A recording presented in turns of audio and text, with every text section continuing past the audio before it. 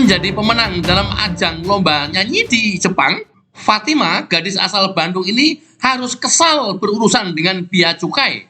Pasalnya, piala yang dikirim ke Indonesia dikenakan harus membayar bea cukai sejumlah 4 juta rupiah. Simak video sampai tuntas. Direktorat Jenderal Bea Cukai Kementerian Keuangan kembali menjadi sorotan publik. Kali ini setelah curhatan Fatima Zahra Tunisa viral di media sosial karena dipalak bea cukai saat membawa pulang piala dari kontes menyanyi di Jepang. Fatima Zahra Tunisa mengungkap dalam perjalanannya membawa pulang piala ke Indonesia, pihak bea cukai melakukan tawar-menawar nominal biaya yang harus dibayarkan. Hal ini terjadi setelah pihak bea cukai mempercayai dirinya telah memenangkan kompetisi bernyanyi. Barulah di situ ada tawar-menawar. Kalau kamu nggak bisa bayar 4 juta, ditawar beberapa angka, kemudian baru terakhir, ya udah deh, kamu punya uang berapa sekarang, bisa bayar berapa. Ungkap Fatima kepada Detikcom Rabu 22 Maret 2023. Namun, Fatima bersikeras tetap tak mau membayar. Keteguhannya pun akhirnya membuahkan hasil. Fatima mengaku piala tersebut akhirnya bisa dibawa pulang tanpa harus membayar uang sepeser pun.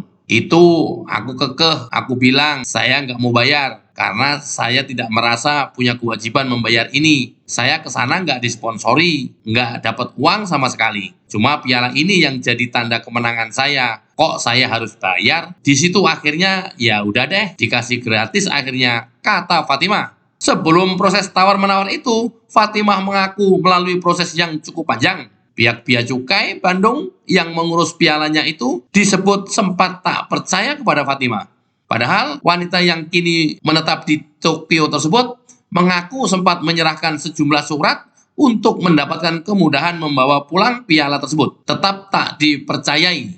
Fatima kemudian menunjukkan surat elektronik dari TV penyelenggara hingga harus susah payah mencari video bukti penampilannya di kompetisi ajang bernyanyi tersebut.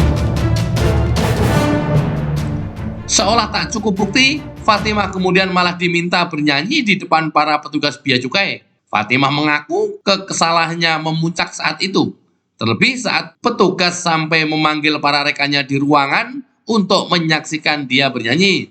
Sebelum nyanyi, aku di stop dulu. Dia panggil seluruh staf yang ada di ruangan itu. Pak, sini, si Eneng juara nyanyi di Jepang. Ayo kita dengerin bareng-bareng. Di situ aku udah enggak enak perasaan, kayak kesal, marah gitu.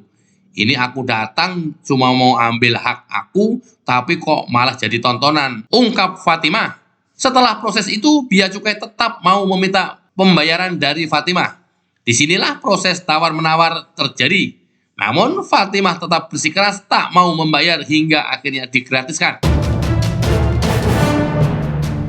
Berkaitan dengan masalah tersebut yang juga viral di media sosial, Kementerian Keuangan buka suara. Staf khusus Menteri Keuangan, Justinus Prastowo lewat unggahan Twitternya meminta maaf dan mengaku menyesal dengan pengalaman yang diterima Fatima Zahra Tunisa.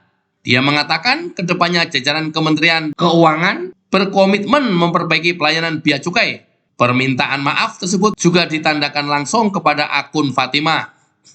Mbak Zahra Tunisaf mewakili Kemenku, kami memohon maaf secara tulus atas ketidaknyamanan yang terjadi. Kami sungguh bersimpati dan menyesalkan kejadian ini. Doa kami Mbak Zahra semakin sukses. Kami berkomitmen untuk terus melakukan perbaikan pelayanan, ujar Justinus lewat cuitan di akun @prastov. Fatimah juga membalas cuitan yang diunggah Justinus. Dia mengungkapkan terima kasih dan meminta Kementerian Keuangan membenahi aturan pajak hadiah hasil prestasi. Terima kasih Pak, tweet saya murni dari sisa sakit hati orang yang merasa tidak diapresiasi pencapaiannya. Saran saya untuk membenahi aturan pajak hadiah hasil prestasi dengan bukti surat lengkap dan jelas untuk dibebaskan pajak sebagai sedikit bentuk apresiasi. Tweet Fatimah membalas Justinus. Informasi dikutip dari berbagai media massa. Inilah selama ini aturan yang bisa dipakai modus operandi dalam memeras pelaku pengiriman barang dari luar negeri dalam memperkaya diri sendiri petugas bea cukai. Pantas saja petugas bea cukai tidak ada yang miskin hidupnya.